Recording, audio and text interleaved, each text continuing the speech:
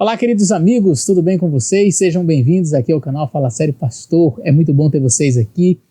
Nós estamos começando mais um vídeo, na verdade vai ser uma continuidade do vídeo anterior, onde nós falamos sobre o arcanjo Miguel, e várias pessoas me questionaram, pastor, faltou um aspecto, o arcanjo Miguel no livro de Daniel, e de fato nós não fizemos assim uma análise exaustiva, né, do arcanjo Miguel em toda a Bíblia. Em especial o livro de Daniel nós não nos aprofundamos muito, porque senão o vídeo ia ficar extenso demais. Nós já tivemos ali um vídeo com quase 1 hora. Pretendo não demorar muito nesse vídeo, mas vamos fazer então uma análise detida apenas no livro de Daniel. Vou dar uma pincelada rápida em alguns detalhezinhos, mas nós vamos focar a nossa atenção no livro de Daniel, então não saia daí. Se você não é inscrito no canal, se inscreva. Compartilhe esse vídeo com seus amigos, eu tenho certeza que vai abençoar também cada um deles. Fica com a gente aí até o final.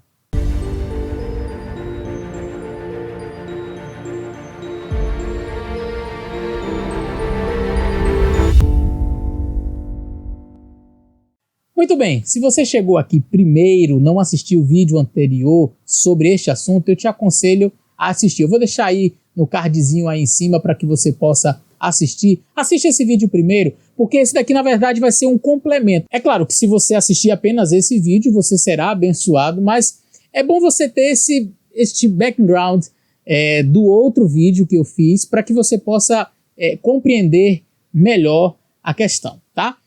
Alguns afirmam que nós adventistas, quando falamos de vários teólogos não adventistas, inclusive alguns reformadores que defendiam a ideia de que o arcanjo Miguel era o próprio Jesus, diz, isso aí é o argumento da autoridade, né? Não é bem assim. Como eu disse no vídeo passado, nós estamos apenas e tão somente refutando a ideia de que nós adventistas acreditamos que o arcanjo Miguel seja Jesus por causa de Ellen White, porque é isso que eles dizem, certo? Não, os adventistas acreditam no arcanjo Miguel como sendo Jesus por causa de Ellen White. E não é isso. A prova é que outros não adventistas acreditavam também e não tiveram nenhuma influência de Ellen White. Então nós não estamos usando da autoridade, não tem nada a ver. É apenas para mostrar que, da mesma forma como eles leram a Bíblia e compreenderam esta verdade, nós também pesquisamos na Bíblia. Nós não derivamos de Ellen White esta crença, ok? Ficou claro isso? Mas é curioso, no mínimo, percebermos que uma gama grande de teólogos entendiam este assunto desta forma e que hoje muitos rejeitam, tá? Então, fica aí apenas título de curiosidade para você pensar, para você refletir. Eu falei no vídeo anterior também que o anjo do Senhor, ali que aparece no Antigo Testamento, boa parte do Antigo Testamento é uma referência ao Senhor Jesus Cristo. Nós mostramos isso em diversos textos, tá? Não quer dizer, para que ninguém torça as minhas palavras, que toda vez que aparece um anjo no Antigo Testamento, é Jesus. Não. Sejamos inteligentes, não é? Mas eu achei muito interessante o livro de Atos, e eu queria ler aqui com vocês, Atos capítulo 7, você pode acompanhar comigo, porque no livro de Atos, só contribuindo para quem assistiu o vídeo anterior, onde nós falamos que o anjo do Senhor apareceu ali para Moisés na sarça ardente, aqui em Atos capítulo 7 vai ser dito a mesma coisa, no capítulo 7, versos 29 ali em diante, diz o seguinte, olha, as palavras de Moisés: fugiu e tornou-se peregrino na terra de Midian, onde lhe nasceram 2 filhos. Decorrido 40 anos, apareceu-lhe no deserto do Sinai um anjo por entre as chamas de uma sarça que ardia. Veja, corroborando com o que está escrito lá no livro de Êxodo, que eu apresentei no vídeo passado. Então apareceu que anjo é esse, não é? Moisés, porém, diante daquela visão, ficou maravilhado e, aproximando-se para observar, ouviu a voz do Senhor. Mas peraí, não era o anjo? Lá no livro de Êxodo fala o anjo do Senhor, Malach Adonai, não é? E aqui diz que era um anjo, e a gente já sabe quem é esse anjo do Senhor, E aí diz Moisés olhou para lá e quando ele viu, aí o Senhor falou com ele. E disse então o Senhor, verso 32, eu sou o Deus de teus pais, o Deus de Abraão, de Isaque e Jacó. Moisés, tremendo de medo, não ousava contemplá-lo. Disse-lhe o Senhor, tira as sandálias dos teus pés, porque o lugar em que estás é terra santa. Veja que o próprio livro de Atos vai corroborar com esta visão. E por que eu estou trazendo esta informação? Porque alguns dizem assim, não, mas essa referência de Jesus como anjo do Senhor é algo que é circunscrito ao Antigo Testamento. Não é? No Novo Testamento acaba essa coisa de chamar Jesus do anjo do Senhor. Veja que Estevão aqui em seu discurso apresenta exatamente da mesma forma como está ali no Antigo Testamento. Ou seja, ele fala que havia ali o anjo, que é o anjo do Senhor, e que esse anjo do Senhor era o próprio Senhor. Acabou. Tá? Então, mais um texto aí corroborando aquela ideia de que o anjo do Senhor é o próprio Senhor. Mas vamos para o livro de Daniel. Tá? O foco do nosso estudo aqui, o foco do nosso vídeo hoje é o livro de Daniel. Bom, uma das coisas que eu tenho tentado fazer aqui no meu canal é transformar um conteúdo denso, pesado, um conteúdo até, diríamos assim, mais difícil, que nós estudamos na faculdade ou ali no mestrado, e tornar esse conteúdo fácil, que você possa compreender, não é? Então, materiais que nós já lemos, livros que nós estudamos, conteúdo nas línguas originais, né, que a gente analisou, tentar esmiuçar isso de uma maneira que você, do lado de lá, possa entender. E eu tento fazer isso de uma maneira assim didática. Eu vou tentar hoje fazer da mesma forma, espero me tornar compreensível, espero que você entenda e que seja mais um vídeo que você vai poder dizer assim, que bom, glória a Deus se eu conseguir entender mais este assunto, tá?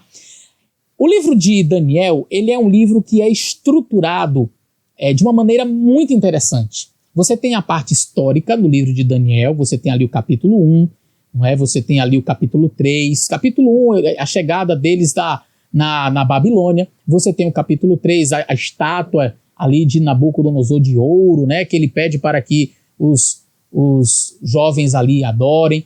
Então, enfim, você tem uma parte que é histórica, você tem uma parte no livro de Daniel que é uma parte mais profética, tá? Cheia de símbolos, cheia de linguagem, uma linguagem assim diferente, não uma linguagem narrativa, mas uma linguagem realmente simbólica, tá?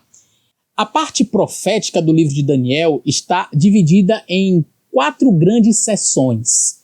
E uma das características principais destas seções proféticas é a repetição e ampliação. Você vai perceber que o mesmo assunto ele é repetido e uma gama de informações são adicionadas a cada repetição. Nós chamamos isso na teologia de repetição e ampliação. Isso é comum também na literatura apocalíptica, tá? O Apocalipse de João é carregado desse tipo de recurso. Então veja, você tem no capítulo 2 do livro de Daniel um sonho de Nabucodonosor, um sonho profético, né? Uma estátua metálica de ouro, prata, bronze, ferro e os pés ferro misturado com barro, que representavam os reinos que viriam na sequência: Babilônia, Medopérsia, Grécia, Roma e os reinos divididos, ok? Depois você tem o capítulo 7, que tem a repetição desta visão, mas com outros símbolos, tá? Então você tem ali os animais, o leão, o urso, não é? O leopardo e um animal terrível e espantoso com dentes de ferro e com 10 chifres, ok? Então nós temos, depois quando nós chegamos ao capítulo 8, nós temos a mesma visão repetida e ampliada, agora com um bode, um carneiro, tá certo? E assim sucessivamente. Então nós temos 4 seções proféticas grandes dentro do livro de Daniel, que se caracterizam pela repetição e ampliação. E os elementos destas seções proféticas, eles se repetem, mas com símbolos diferentes. Com esta análise em mente, percebemos que Jesus Cristo, ele é apresentado dentro das seções proféticas do livro de Daniel sob diversos símbolos diferentes, mas sempre ele aparece nas seções proféticas. Por exemplo, no capítulo 2 do livro de Daniel, Jesus Cristo é representado por aquela pedra, e aí você pode questionar, mas não é, a profecia não diz que era o reino. Reino e rei são expressões ali intercambiáveis. Por exemplo, quando Daniel chega para Nabucodonosor para dar interpretação, e ele fala da cabeça de ouro, ele diz assim: tu, ó rei, és a cabeça de ouro. Quando ele fala tu és a cabeça de ouro, ele estava falando não somente para Nabucodonosor, mas uma referência à Babilônia. Porque ele mesmo diz: depois de ti se levantará outro reino. Então é como se Nabucodonosor fosse a representação daquele reino, e isso é prova que não foi exatamente depois de Nabucodonosor, porque depois dele veio seu filho e depois Belsazar, tá? E não foi exatamente depois de Nabucodonosor que se levantou outro reino, mas depois do reino babilônico. Então a expressão tu, ó rei, és a cabeça de ouro, é uma expressão que indica não somente o rei, mas também o seu reino. E porque eu dei essa explicação para mostrar que o reino de Cristo era representado pelo próprio Cristo, aquela pedra atirada sem auxílio de mãos. O último reino a ser estabelecido seria o reino do Senhor Jesus Cristo.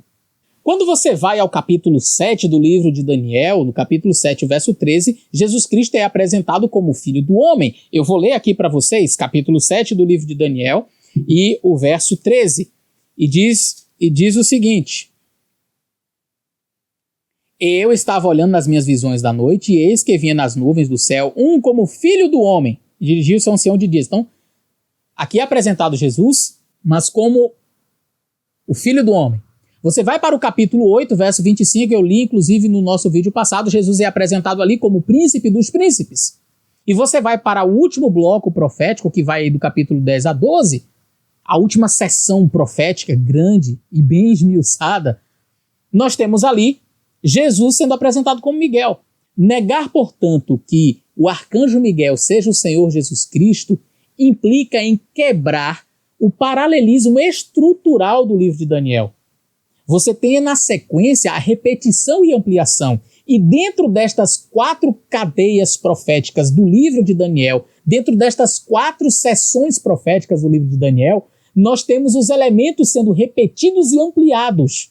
Então, se Jesus aparece no capítulo 2 como aquela pedra sem auxílio de mãos, Jesus aparece na próxima sessão profética do capítulo 7 como Filho do Homem, se ele volta a aparecer na próxima sessão profética que compreende o capítulo 8 e 9 ali como o príncipe dos príncipes, tanto que em capítulo 9 e o verso 25 a 27, 24 a 27, Jesus é chamado de o Messias, o príncipe. Então ele é apresentado nesta sessão profética como príncipe dos príncipes. E na última sessão profética, se você retira a figura de Jesus Cristo, você quebrou o paralelismo estrutural que existe no livro.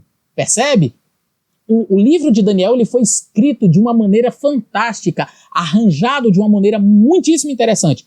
E o que eu estou falando aqui, um teólogo de verdade sabe. Ele pode negar para você, mas ele sabe. Ele pode dizer para você, não, isso aí não tem nada a ver, mas ele sabe. Um teólogo de verdade que estudou o livro de Daniel, que estudou a estrutura do livro de Daniel, ele sabe que as cadeias proféticas de Daniel seguem um padrão de repetição e ampliação. Qualquer teólogo sério sabe isto. Então, se Jesus aparece na primeira sessão profética, na segunda sessão, na terceira sessão, é óbvio, é conclusivo que ele apareceria na última sessão profética, que compreende o capítulo 10 a 12. Isto é, a figura de Miguel necessariamente precisa ser uma representação de Jesus. Perceba que ele se apresentou de 4 formas diferentes nestas sessões proféticas, como a pedra, como Filho do Homem, como Príncipe dos Príncipes e como Miguel. Isto está explícito nas sessões proféticas da estrutura do livro de Daniel. Por essa análise inicial da estrutura do livro de Daniel, você já percebeu que não dá para negar que o arcanjo Miguel seja Jesus. Nós vamos fazer uma análise agora do capítulo 10. Vamos analisar o capítulo 10, que é o capítulo que se questiona, o verso 13, um dos primeiros príncipes. E aí, como é que é? Jesus é um entre eles? É um igual a eles? Eu vou fazer a análise agora do capítulo 10, tá bom? O capítulo 10 do livro de Daniel, nós vamos fazer a leitura. Eu queria que você pegasse a sua Bíblia para você poder acompanhar a leitura que eu vou fazer agora, porque é uma leitura muito importante. No capítulo 10, vamos ler a partir do verso 4 para a gente ganhar um pouquinho de tempo. A parte inicial do livro é apenas Daniel um pouco triste, não comendo manjar e não, ele fazendo ali um jejum e clamando, enfim.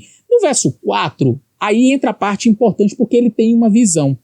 No dia 24 do mês primeiro, estando eu à borda do grande rio Tigre, levantei os olhos e olhei. E eis um homem vestido de linho, cujos ombros estavam cingidos de ouro puro de Ufaz. Preste muita atenção na descrição desse personagem que aparece aqui. O seu corpo era como berilo, o seu rosto como um relâmpago, os seus olhos como tochas de fogo, e os seus braços e seus pés brilhavam como bronze polido.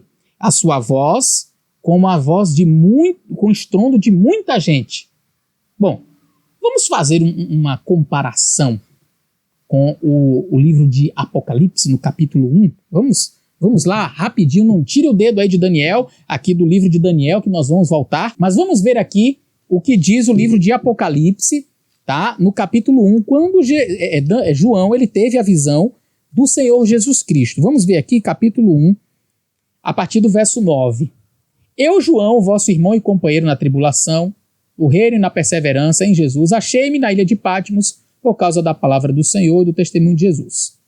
Verso 10. Achei-me em espírito no dia do Senhor e ouvi por trás de mim uma grande voz como de trombeta dizendo: o que vês escreve em um livro e manda às 7 igrejas: Éfeso, Esmirna, Pérgamo, Tiatira, Sardes, Filadélfia e Laodiceia. Voltei-me para ver quem falava comigo e voltando-me vi 7 candeeiros de ouro e no meio dos candeeiros um semelhante ao filho do homem. Veja que aqui no livro de Daniel eu li que ele viu como que um homem. Veja aqui o verso 5. Levantei os olhos e eis um homem vestido de linho, tá? Aqui também da mesma forma ele diz, vi um como filho do homem. Vamos continuar aqui a leitura no Apocalipse. Vi um como filho do homem, com vestes talares cingido à altura do peito com a cinta de ouro. Cá também ele é apresentado com o seu ombro ali com ouro. Olha o que diz aqui no verso 5. Um homem vestido de linho, cujos ombros estavam cingidos de ouro. Vamos continuar no Apocalipse. Eu estou fazendo um paralelismo para que você perceba as semelhanças. A sua cabeça e cabelos eram brancos como a alva lã como a neve, e os olhos como tochas de fogo. Você viu que lá no livro de Daniel fala a mesma coisa. Os pés semelhante ao bronze polido, como que refinado numa fornalha. Da mesma forma, Daniel apresenta os pés como um bronze polido. Não há como negar que o livro de Daniel está falando da figura do Senhor Jesus Cristo aqui nessa parte. Não há como negar. Nenhum anjo na Bíblia é descrito dessa forma. Com olhos como chamas de fogo, com pés como bronze polido. A voz, eu nem li no livro de Apocalipse, mas fala também, vamos ver aqui rapidinho sobre a questão da voz. Apocalipse aqui no capítulo 1 ainda, para que fique a descrição ali completa. E diz aqui no verso 15, os pés como o bronze polido, como refinado numa fornalha, e a voz como de muitas águas. Cá no livro de Daniel fala como se fosse uma multidão de muita gente, ou seja, uma voz muito forte. E olha que o que eu acho muito interessante, que no verso 17 do livro de Apocalipse, capítulo 1, diz assim, quando o vi, caí a seus pés como morto. Veja a reação de João. Porém, ele pôs sobre mim a mão direita, dizendo, não temas, eu sou o primeiro e o último. Aquele que vive é o Senhor Jesus Cristo. Tá claro? Então, quando você volta para o livro de Daniel, aí você vai perceber que chamas de fogo, olhos como chamas de fogo, não é? Pés como de bronze polido, vestiduras brancas, com ouro aqui em cima, e voz como de muitas águas, como de uma multidão. Agora vamos ver a reação de Daniel quando ele vê esta figura, ou quando ele ouve a sua voz. E aí, no capítulo 10 e o verso 7, diz o seguinte, só eu, Daniel, tive aquela visão, os homens que estavam comigo nada viram, não obstante, caiu sobre eles grande temor e fugiram e se esconderam. Fiquei, pois, eu sozinho e contemplei esta grande visão. Agora veja que a reação dele é a mesma de João, porque diz assim, e não restou força em mim, o meu rosto mudou a sua cor e se desfigurou, e não retive força alguma. Contudo, ouvi a voz de suas palavras, e ouvindo-a, caí sem sentidos, com o rosto em terra. Caí como se estivesse morto. a mesma reação de João quando contempla Jesus glorificado. Não há dúvidas de que aqui é a figura do Senhor Jesus Cristo aparecendo para Daniel. Qualquer pessoa que tente aplicar esse texto aqui a um anjo, ele demonstra não conhecer a palavra do Senhor. Então, não dá para ser um anjo aqui. Por quê? Porque Daniel sempre viu anjo, principalmente o anjo Gabriel, que é um dos anjos mais poderosos que a gente vê a descrição dele aqui no livro de Daniel. É sempre ele que vem para fazer Daniel entender as profecias. Daniel já tinha conversado com o anjo Gabriel por diversas vezes. A Bíblia apresenta outros anjos conversando com pessoas, mas nunca repito esta descrição de um anjo com olhos como tochas de fogo, com vestido de vestiduras brancas e a sua voz como de trovão, voz de muitas águas, voz de uma grande multidão. Mas a pergunta é, nós lemos aqui a descrição deste ser, que nós sabemos é o Senhor Jesus Cristo, até o verso 9. Para que Jesus aparece aqui? Por que Jesus aparece aqui? É claro que o texto não disse, e apareceu Jesus, mas nós entendemos que é Jesus pela descrição. Depois entra em cena uma outra figura angelical. Não é mais este. Por que eu sei isso? Porque ele vai conversar com Daniel e Daniel não cai novamente, não desfalece. E ele vai dizer o seguinte, olha, verso 10. Eis que certa mão me tocou, então não é a mão dele, é uma certa mão me tocou, me pôs sobre os meus joelhos, sobre as palmas da minha mão, e disse-me, Daniel, homem muito amado, está atento às palavras que vou te dizer. Levanta-te sobre os teus pés, porque eis que eu te sou enviado. Ao falar ele comigo estas palavras, eu me pus em pé, tremendo. Então me disse, não temas, Daniel, porque desde o primeiro dia em que aplicaste o coração a compreender e humilhar-te perante o Senhor teu Deus, foram ouvidas as tuas palavras, e por causa das tuas palavras é que eu vim. Mas o príncipe do reino da Pérsia me resistiu por 21 dias.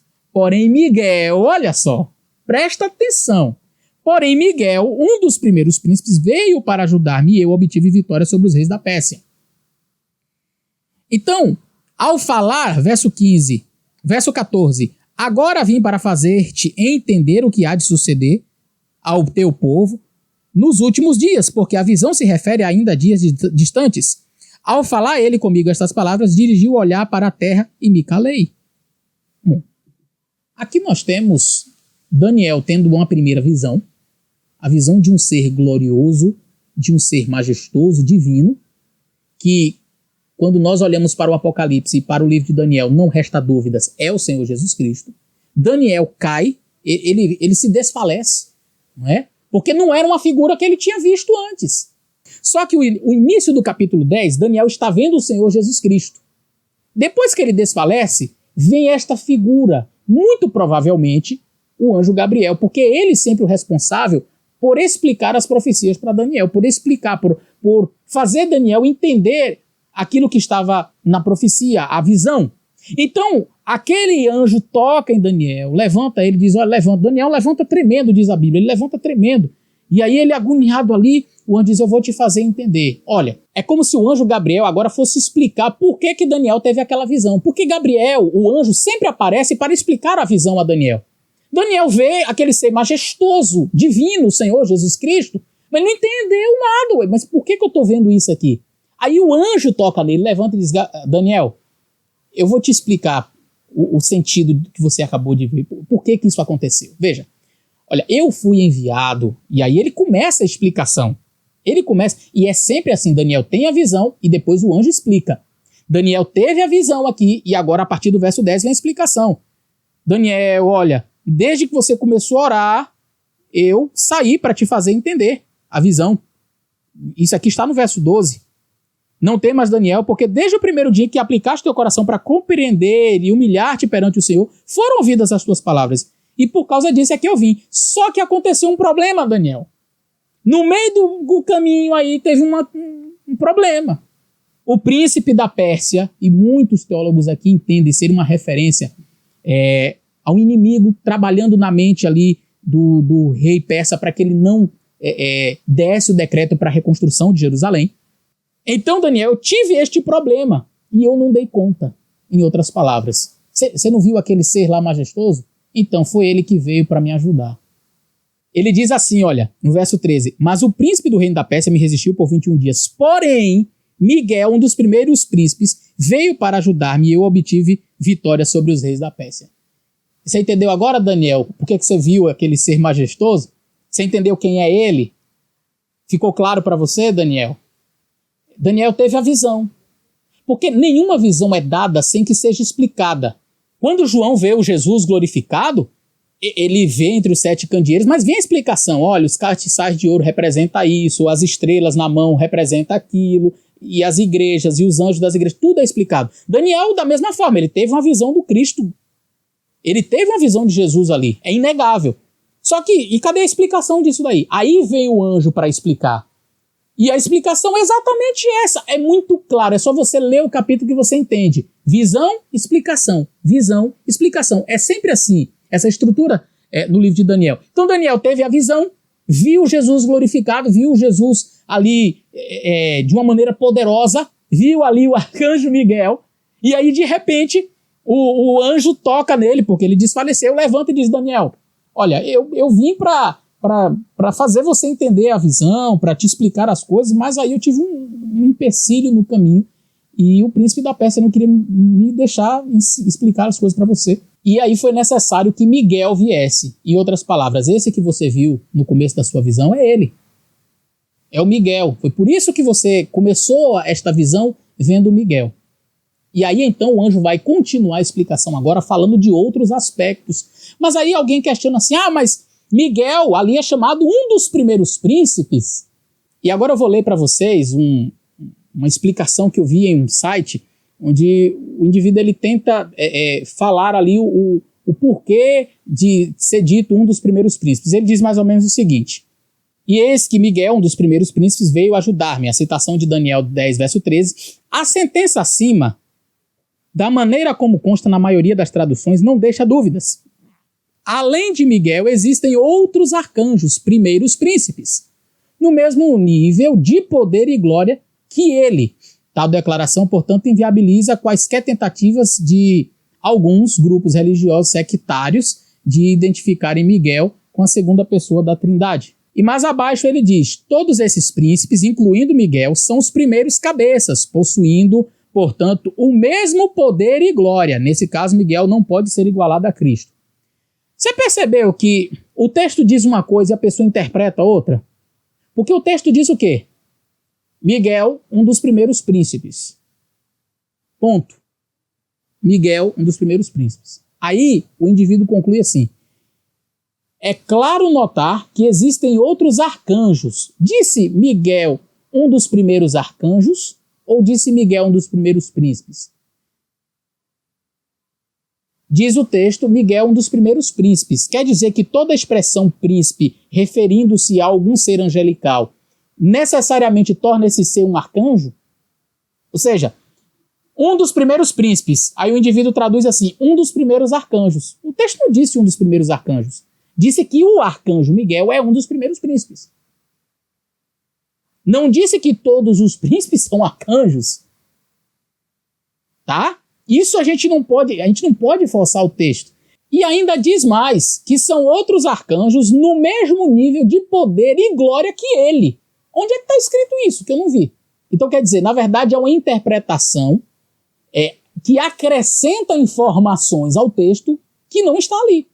Diz que Miguel veio e ele era um dos primeiros príncipes. Aí o indivíduo já conclui que se Miguel é um dos primeiros príncipes e ele é arcanjo, logo todo príncipe é arcanjo. Então se ele é um dos primeiros príncipes, ele é um dos primeiros arcanjos. E se ele é um dos primeiros arcanjos, existem vários arcanjos. E se existem vários arcanjos, todos os arcanjos têm o mesmo poder e glória que Miguel. Portanto, Miguel não pode ser Jesus porque ele está no nível igual de todo mundo. Aonde está no texto isso? Onde está escrito isso no texto? Porque a frase é curta e simples. Miguel, um dos primeiros príncipes. Ponto. O indivíduo ele acrescenta um monte de coisa e ele acha que está fazendo exegese. Você já percebeu que muita gente faz isso? Jesus diz assim, eu sou o Senhor do sábado. Está vendo aí que o sábado foi abolido? Mas onde é que está dizendo que o sábado foi abolido? Porque os discípulos estavam colhendo ali as searas e os fariseus criticaram, e aí Jesus disse, eu sou o Senhor do sábado, logo o sábado está abolido, porque Jesus é maior do que o sábado, certo? Jesus é maior do que o sábado, é verdade. Jesus é Senhor do sábado, sim, é verdade. Mas onde é que diz que ele aboliu o sábado? Não, mas quando ele disse que ele é Senhor do sábado, então ele estava abolindo o sábado. Hã? Tá onde? Percebe? Outros que tentam dizer que o domingo é o dia do Senhor. A gente mostrou em um outro vídeo aí várias passagens dos apóstolos, do apóstolo Paulo, pregando aos sábados na sinagoga, fora da sinagoga, na cidade, fora da cidade. Aí eles pegam um texto e dizem assim, e eles sentaram-se para partir o pão, para comer. No primeiro dia da semana. Está vendo que o domingo é o dia do Senhor? O texto não diz que o domingo é o dia do Senhor. Não, mas eles estavam fazendo a Santa Ceia. O texto não diz que estavam fazendo a Santa Ceia, diz que eles estavam partindo o pão. As pessoas, elas parecem que elas forçam e depois vêm acusar os adventistas de não seguir o sola escritura. Como é que alguns teólogos dizem ser sola escritura e acrescentam tanta coisa na Bíblia que não está lá? Eu fico impressionado com esse tipo de interpretação. Em nenhum momento da Bíblia, em nenhum momento foi dito aqui que o arcanjo Miguel e os demais príncipes são arcanjos e que estes demais príncipes têm o mesmo poder e autoridade que Miguel. Mas eu não tenho problemas em aceitar que existam outros arcanjos. Não tenho problema nenhum, porque a palavra arcanjo quer dizer um comandante, um anjo que comanda, um anjo que está à frente. Eu não tenho problema em acreditar que existam outros arcanjos. No nosso cenário nós temos um hino ao coro dos arcanjos. Tem duas passagens de Ellen White que eu gosto muito, onde ela diz o seguinte: anjos e arcanjos se maravilhavam em face desse grande plano da redenção. Eles admiram e amam o Pai e o Filho ao contemplarem a misericórdia e o amor de Deus. E o texto continua, o texto prossegue, mas eu queria apenas mostrar essa parte inicial. E o outro texto diz: escutai as suas vozes ao cantarem exaltados hosanas, agitando as palmas de vitória. Música melodiosa reboa pelo céu ao entoarem a melodia destas palavras. Digno é o Cordeiro que foi morto e ressurgiu para sempre, ao nosso Deus que se assenta no trono, e ao Cordeiro pertence a salvação. E o exército angelical, anjos e arcanjos, querubins cobridores e serafins gloriosos, recoam o coro daquele cântico de alegria e triunfo, dizendo: Amém, louvor e glória e sabedoria, ações de graças e honra e poder e força ao nosso Deus para todo sempre. Então nós não negamos a existência de arcanjos, mas no texto de Daniel, e que vários teólogos entendem assim como eu, o arcanjo mencionado aqui é o Senhor Jesus Cristo.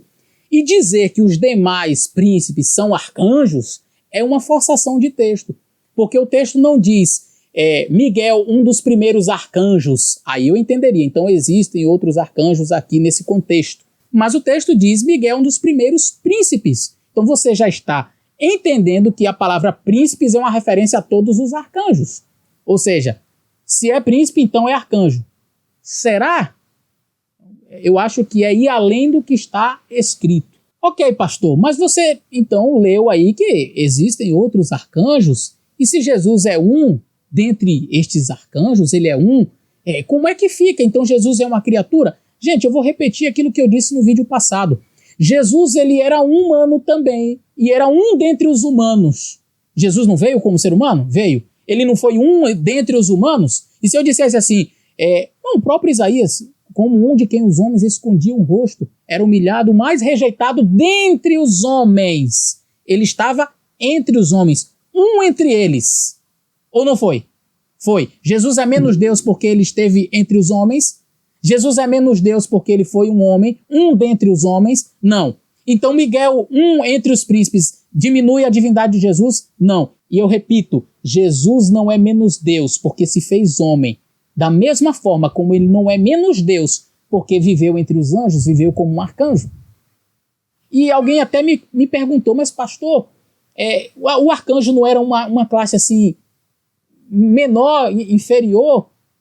Por que não um querubim? Interessante. Ele poderia ter sido um querubim, cobridor, do lado do trono de Deus. Poderia viver como um serafim glorioso. Ele ficou na função de um arcanjo, um comandante dos anjos, bem próximo a eles. Você pode até não concordar, mas isso mexe muito comigo. Sabe por quê? Porque podendo ser o querubim, o serafim, ele escolhe ser um arcanjo. Quando veio à Terra, ele podia ser o mais poderoso, mais glorioso, mais rico, não é? Poderia ser o rei mais famoso. Quem era Salomão? Salomão não foi ninguém perto dele, ele foi o mais rico, mais sábio, mais poderoso, mais tudo. Mas ele veio como humilde, servo, na manjedoura.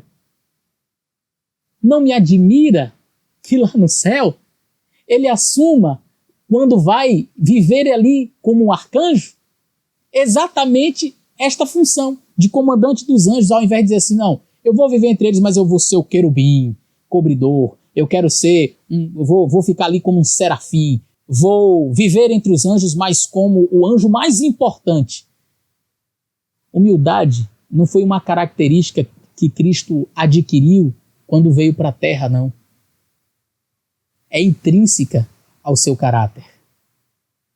Eu quero ler agora o capítulo 12, o verso 1, para a gente partir para a parte final desse estudo, onde diz, naquele tempo se levantará Miguel, o grande príncipe. Agora já não fala mais um dentre os príncipes, agora é o príncipe. O grande príncipe, não é só o príncipe, é o grande príncipe. O defensor dos filhos de teu povo, e haverá um tempo de angústia ao qual nunca houve, desde que existe nação até aquele tempo. Mas naquele tempo será salvo o teu povo, todo aquele que for achado inscrito no livro. Muitos dos que dormem no pó da terra ressuscitarão, uns para a vida eterna e outros para a vergonha e desprezo eterno. É muito interessante, eu não fiz a análise desse texto no vídeo passado, mas aproveito agora para inserir que no momento em que se fala da ressurreição, entra em cena Miguel. Percebeu? Eu li o texto de Jesus Cristo em João, no capítulo 5, quando ele diz que a voz do Filho de Deus, os mortos ressuscitarão. E lá no livro de 1 Tessalonicenses, diz que a voz do arcanjo e ressoada a trombeta de Deus, os mortos em Cristo ressuscitarão. E aqui, de maneira muito impressionante, cita Miguel. E na sequência, ressurreição. Não é por acaso que está atrelada a figura de Miguel no capítulo 12 exatamente uma cena de ressurreição. E por quê? Porque ele é Cristo. É Cristo quem tem o poder de ressuscitar, de dar vida. É a voz de Cristo que ressuscitará estas pessoas. Portanto, meus queridos, dizer que o arcanjo Miguel no livro de Daniel não é Jesus, primeiro, nega o paralelismo estrutural que existe no livro, como eu mostrei. Segundo, negar que o arcanjo Miguel seja Jesus é negar a estrutura do capítulo 10, onde apresenta-se a visão e depois explica-se a visão, sendo que na visão do capítulo 10 inicial aparece a figura do Senhor Jesus Cristo, isso é claro, e depois o anjo vem explicar, ele vai explicar por que Daniel teve aquela visão. Ele diz, como eu já falei para vocês, eu vim aqui para fazer entender a visão, mas aí o príncipe da Pérsia quis me impedir, e então veio o arcanjo Miguel. Então está explicado por que você viu esta cena aí no início. Terceiro, negar que o arcanjo Miguel é Jesus porque o texto fala um dos primeiros príncipes é um argumento extremamente pueril. Por quê? Porque também Jesus foi ser humano, um dentre os homens, e isso não diminui em nada a sua divindade. Assim como dizer um dentre os príncipes não diminui em nada a sua divindade. E dizer que a expressão um dentre os príncipes necessariamente torna Jesus em tudo igual a eles, em poder e glória, como foi dito, é um acréscimo terrível ao texto, é uma adulteração de texto sem tamanho. Tá? Assim como dizer que, pelo fato de Jesus foi um ser humano, dizer que Jesus era em tudo igual ao ser humano, e que ele não era Deus, portanto. Quem faz isso, quem usa desse tipo de argumento, são os antitrinitarianos, não é verdade? Para negar, então, a divindade de Jesus. Então eles vão dizer, não, Jesus foi ser humano, em tudo igual a nós. Ele era um ser criado, por isso ele não pode ser Deus. Quer dizer, porque Jesus foi ser humano, ele deixou de ser Deus? Porque Jesus ele viveu como um arcanjo, ele deixou de ser Deus? Porque Jesus é o anjo do Senhor, e que aparece diversas vezes no Antigo Testamento, então ele não é Deus? Porque o anjo do Senhor é adorado no Antigo Testamento. O comandante do exército do Senhor que aparece para Josué é adorado. Miguel é o príncipe, o grande príncipe, o comandante. Apesar de viver entre eles, de ser um entre eles, não era em tudo igual a eles em glória e poder, como foi dito. Isso é acréscimo, isso é interpolação textual. Isso não está na Bíblia. Quarto, para finalizar, em Daniel capítulo 12, o arcanjo Miguel aparece em cena livrando o seu povo e na sequência aparece a cena de uma ressurreição. Corroborando com 1 Tessalonicenses 4, que fala que a voz do arcanjo, os mortos em Cristo ressuscitarão, e fazendo um paralelismo claro com João capítulo 5, onde Jesus diz que a voz dele, que aqueles que estão dormindo no pó, ressuscitarão. Portanto, o arcanjo Miguel, que é apresentado no livro de Daniel, sob hipótese alguma, pode ser visto como outro personagem, a não ser o Senhor Jesus Cristo. Amigos, eu tentei trazer um conteúdo, como eu falei, denso, exegeticamente pesado, mas eu tentei fazer de uma maneira que ficasse simples para que você pudesse entender. Analise esse assunto com oração, leia a Bíblia, busque o Espírito Santo, e eu tenho certeza que esta verdade vai ficar mais clara em sua mente cada vez mais. Compartilhe esse vídeo com seus amigos e até o nosso próximo vídeo.